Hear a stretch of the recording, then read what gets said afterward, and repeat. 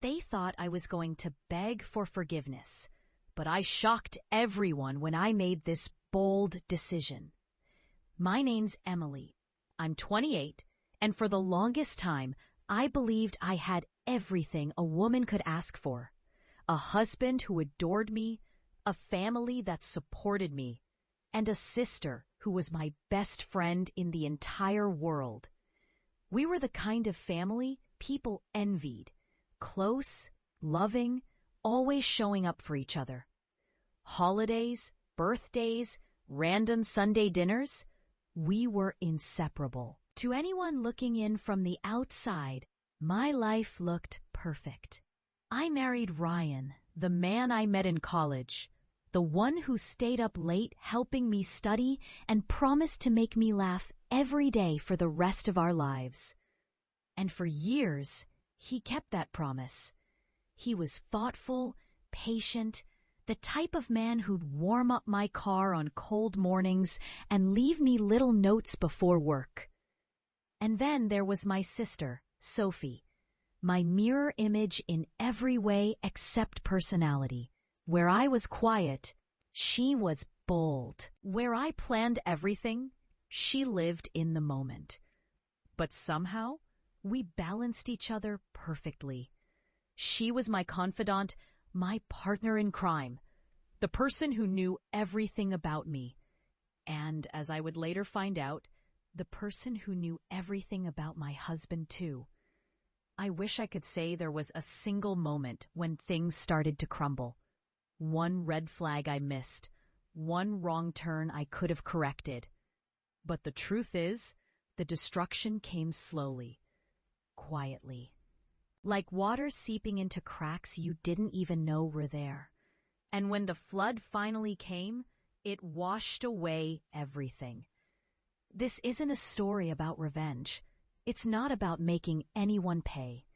It's about what happens when your entire world collapses, and the only way to survive is to walk away from everyone you ever loved.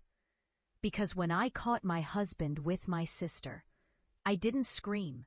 I didn't cry. I simply decided to disappear. For years, Ryan and I were that couple, the ones everyone pointed to and said, "That's real love." We had the laughter, the chemistry, the inside jokes that could light up a room. My parents adored him. My friends envied us. And Sophie, she always said Ryan was like the brother she never had. It made me proud, honestly, proud that the people I loved most loved each other too. Our home became the heart of every gathering. Sunday brunches with my parents, movie nights with Sophie, game nights that turned into hours of laughter. Ryan fit in seamlessly, always the first to help my mom with the dishes, the one cracking jokes with my dad, and the person everyone turned to when something needed fixing. It all felt so right, so normal, so safe. But perfect worlds have cracks, tiny ones that hide beneath the surface until they spread. At first, I barely noticed. Ryan started working late. He said new projects were piling up at work, and I believed him. He was ambitious after all. Then Sophie began missing our usual sister dates. She'd text at the last minute saying she was too tired or had plans. It stung, but I brushed it off. She was young, social, always on the move. Sometimes I'd walk into a room and find them talking quietly, their voices low. I never thought much of it. They were family. But every now and then, when I'd ask what they were chatting about, they'd exchange that look. The kind of look that says, "It's nothing, really." And I'd laugh, because what else was I supposed to do? You see, I trusted them both completely. Ryan was my husband, Sophie was my blood. There was no room in my mind for suspicion. Even when the little things piled up, the missed calls, the deleted messages, the shift in energy, I told myself I was overthinking. that I was tired. That love, real love, wasn't about doubt. So I silenced my instincts. I smiled through the unease, and without realizing it, I started living in a story that wasn't mine anymore. A story where I was the only one who didn't know how it would end. It started small. The kind of things you'd never notice if you weren't looking. Ryan began coming home later and later. He'd walk through the door, exhausted, mumbling about deadlines and last-minute meetings. I'd believe him, because that's what a trusting wife does. But soon, those late nights turned into entire weekends where he'd have to travel for work. And Sophie, suddenly, she was always busy. The girl who used to call me just to talk about her day now barely had time to text me back. I told myself it was life. People grow, schedules change. But deep down, something felt off. A shift, a quiet discomfort that I couldn't quite explain. Sometimes I'd walk into a room and they'd stop talking mid-sentence. The kind of silence that feels heavy, intentional. When I'd ask what was so secret, Sophie would laugh it off saying, "Just something dumb, Em. You wouldn't care." And I'd smile, pretending it didn't sting. Pretending that small laugh didn't echo in the pit of my stomach like a warning. Ryan started being protective of his phone, too. It was subtle, placing it face down during dinner, taking it with him to the bathroom, flinching if it buzzed near me. I caught glimpses of notifications sometimes, messages that disappeared before I could read them. But he always had an excuse ready. "Work stuff," he'd say with a reassuring grin. And I'd nod, telling myself I was paranoid, because love, I thought, meant trust. And trust meant ignoring the voice in my head, whispering, "Something isn't right." At night, when he'd fall asleep beside me, I'd stare at the ceiling, my heart heavy, my thoughts racing. I tried to replay our days, to convince myself I was imagining things. He still kissed me goodnight. He still said he loved me. So how could it be anything else? One afternoon, during lunch at work, my friend Clara looked at me and said gently, "Em, I don't want to overstep, but are you and Ryan okay?" I laughed it off, maybe too quickly. "Of course we are. Why wouldn't we be?" She hesitated, then shrugged. "He just seems distracted lately. And I saw Sophie at that new cafe the other day. I thought she was with you." Her words hit harder than I wanted to admit, but instead of listening, I defended them both. "Ryan's busy. Sophie's probably just meeting friends. You know how people gossip." Clara gave me a look, not of judgment, but pity. The kind you give someone walking toward a cliff they can't see yet. That night, I stayed up late, scrolling through my own memories, trying to find the moment when I stopped feeling safe in my own life. But no matter how hard I looked, I couldn't find it, because betrayal doesn't announce itself. It seeps in slowly, until one day you realize the people you trust most have already left you behind. It was a Thursday, one of those days that felt ordinary, harmless, unremarkable. I remember it so vividly because that's how betrayal hides best, behind moments that seem too normal to ever be dangerous. I'd left work early that day. My manager insisted I take the afternoon off after a long week. I remember smiling on my drive home, thinking I'd surprise Ryan with his favorite takeout and maybe catch Sophie for coffee afterward. Simple plans, the kind that make life feel steady. When I pulled into the driveway, Ryan's car was already there. That was strange. He told me he'd be working late again. For a split second, I thought maybe he had a surprise planned for me. I opened the front door quietly, smiling to myself. But as I stepped inside, the air felt wrong. Too still. Too intimate. Like the house was holding its breath. Then I heard it. Laughter.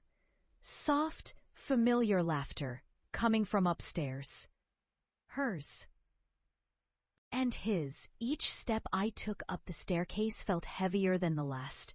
My hands were shaking. But my mind kept saying, no, you're overreacting. You're wrong. They'd never. But then I saw.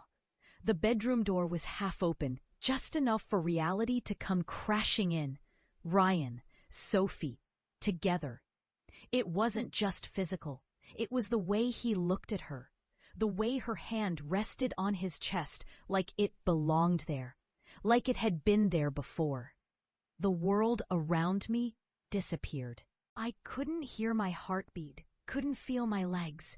It was as if my body had shut down to protect me from the truth. Sophie saw me first. Her face went pale, and she froze. She started, her voice trembling. Ryan turned, his expression twisting from shock to panic. Emily, wait, it's not. But I didn't wait. I didn't scream. I didn't cry. I just stood there, silent, cold, hollow. In that moment, something inside me broke so quietly, it almost felt peaceful. I looked at both of them, the two people I loved most, and said nothing. Ryan stumbled toward me, still half-dressed, his words tumbling over themselves. It was a mistake. We didn't mean for this to happen. Please, just let me explain. Sophie started crying, reaching for me, but I stepped back. The touch I once found comforting now felt toxic. There was a million things I could have said, a million ways to shatter them, the way they shattered me. But instead, I whispered the only truth I could manage. I see it now.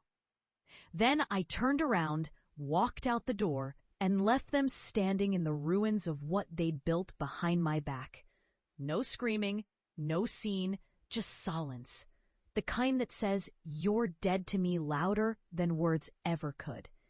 News travels fast in families, faster than truth ever can. By the time the weekend came, everyone knew. My parents, my cousins, even the neighbors.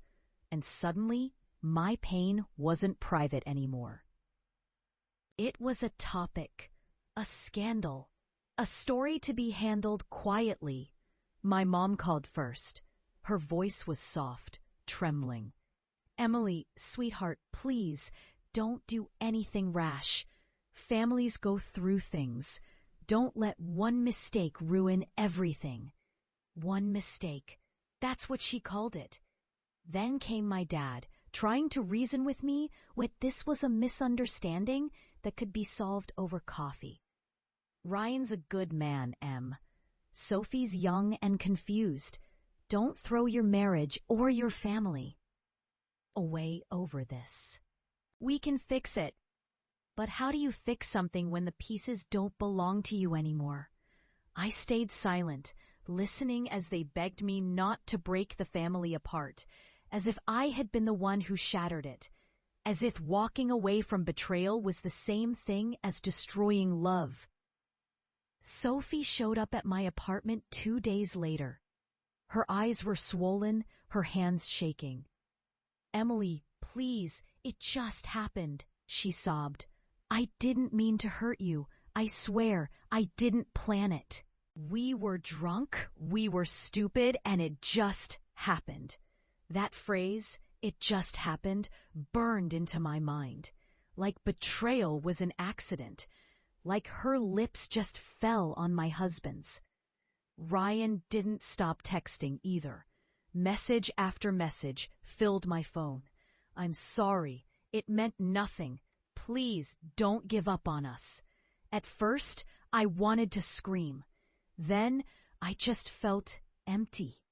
I stopped answering. I stopped eating. I stopped feeling.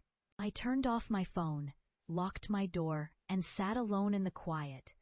The same quiet that used to feel peaceful, but now just reminded me of how much I'd lost. And in that silence, something inside me shifted. Why is it, I thought, that when a woman is betrayed, the world expects her to forgive, to patch the wounds someone else made, to smile through her heartbreak because it's family? Why does everyone rush to protect the people who cause the pain, while calling the one who refuses to tolerate it cold or dramatic? I wasn't the villain, but the way everyone looked at me, you'd think I was the one who destroyed us. Loneliness settled over me like a heavy blanket, familiar, suffocating, almost comforting in its own way. Grief came next, then anger, then nothing again. And that's when I realized no one was coming to save me. If I wanted peace, I'd have to create it myself, even if it meant losing everyone in the process. Everyone had an opinion about what I should do. Some said forgiveness was the mature path, that love conquers all and time heals everything. Others whispered that I should get even, make them pay, expose them, ruin their perfect little lives. But neither of those options appealed to me, because both of them meant I'd still be tied to the pain. So instead, I did something no one saw coming. I decided to disappear. No dramatic speeches, no revenge plans, no last words, just silence. I called my parents one morning and told them calmly, I'm done with all of you. At first, they thought I was being emotional. My mother pleaded, Emily, please don't say that. You're just upset. But I wasn't upset anymore. I was clear. I'm not upset, Mom. I'm finished. Then I hung up. That same week, I packed what little I owned into 2 suitcases. I quit my job without explanation. I deleted my social media, changed my number, and left the city I'd lived in my entire life. No goodbye posts, no closure, just a blank space where I used to exist. People noticed, of course. Rumors started spreading fast. Some said I'd had a breakdown. Others said I couldn't handle the humiliation. My mom told relatives I was taking some time away to heal. But everyone knew the truth. Emily had cut them all off, completely. I moved into a small, quiet apartment in a different town, a place where no one knew my name or my story. The first few nights, the silence was unbearable. I'd wake up in the middle of the night, half expecting Ryan's arm around me, or Sophie's voice leaving a voicemail. But there was nothing, just me, and the echo of everything I'd walked away from. And yet, beneath the ache, there was something else. Something I hadn't felt in months. Freedom. Because for the first time in years, no one was lying to me. No one was asking me to pretend. No one was calling my pain an overreaction. They thought I'd lost it. But really, I was just finding myself. Starting over sounds brave when you say it out loud, but living it? It's terrifying. When I first moved to the new city, I didn't know a single person. I rented a small apartment with peeling paint and a view of nothing but rooftops. It wasn't much, but it was mine. For weeks, the silence pressed against me like a weight. I'd wake up and feel the emptiness beside me. No texts, no calls, no noise. Just me and the hum of a refrigerator that felt louder than my thoughts. The grief came in waves. Some days I couldn't eat. Other days I couldn't stop crying. The worst part wasn't the betrayal, it was the after. The way you start questioning everything. Was I not enough? Did I miss something obvious? Was love ever real? Or just something I believed because I wanted to? That's when I decided to find help. Therapy became my lifeline. At first, I barely spoke. I'd sit across from my therapist, staring at the clock, counting the minutes until I could go home and fall apart again. But over time, something changed.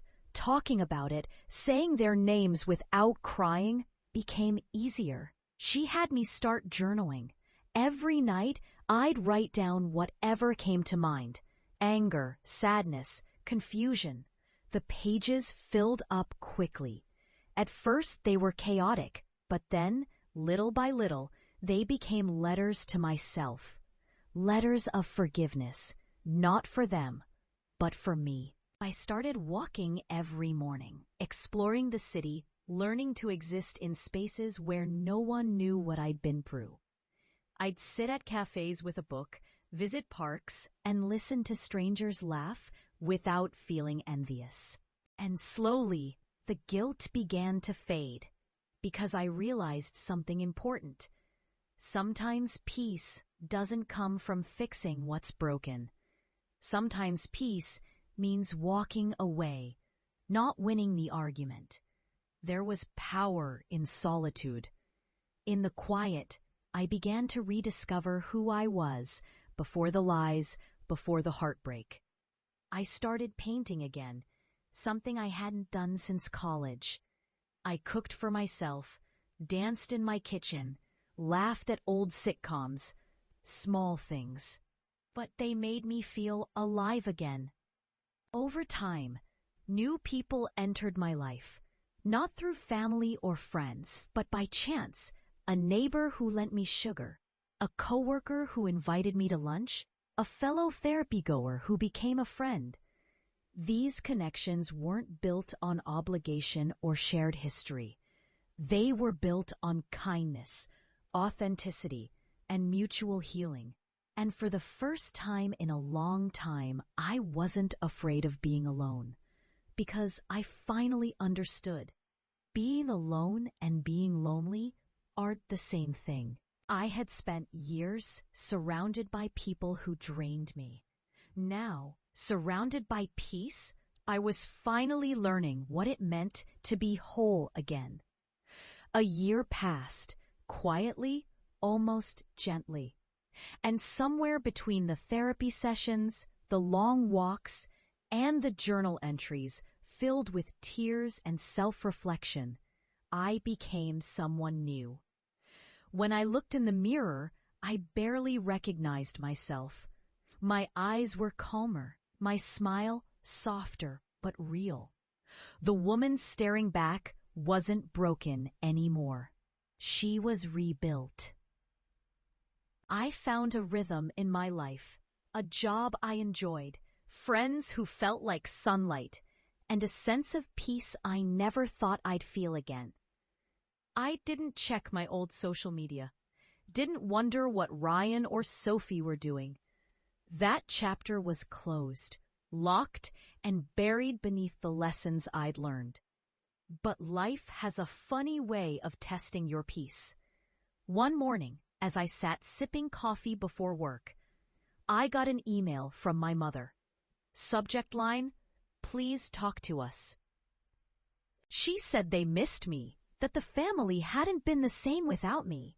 She mentioned, almost casually, that Ryan and Sophie were no longer together, that things had fallen apart between them. A few hours later, I got a message from a number I didn't recognize. It was Ryan. He said he still thought about me, that he was sorry, that he wished we could talk. For a brief moment, my heart twisted, not out of love, but from the ghost of what once was. And then, calm. No anger. No tears. Just peace. I didn't reply. I didn't need to. Because I finally understood something. Forgiveness isn't about letting them back in. It's about freeing yourself. from the weight of what they did, from the endless replay of why, from the illusion that closure comes from them. I didn't need an apology to move on. I had already given myself one.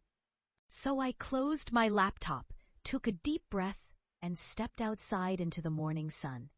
The world was quiet, but this time it didn't feel empty. It felt full of possibility, of strength, of peace. They thought I'd crumble without them, but I didn't just survive. I became someone they could never break again. Sometimes the strongest kind of love is the one you give back to yourself. They thought I'd beg for forgiveness. They thought I'd come crawling back, desperate to fix what they broke. But instead, I walked away.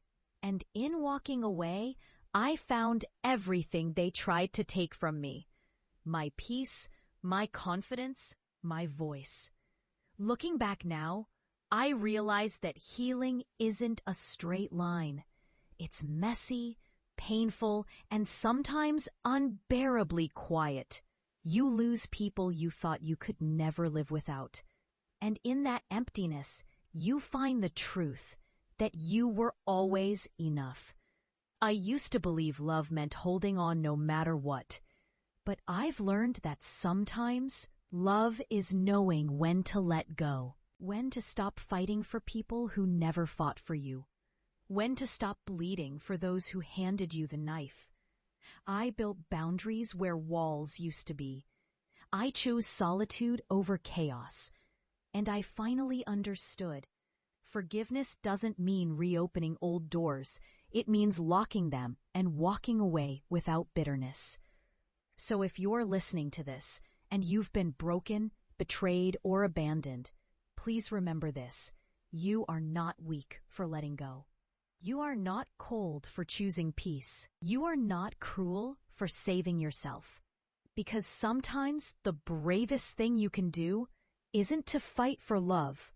It's to walk away from the ones who never deserved it.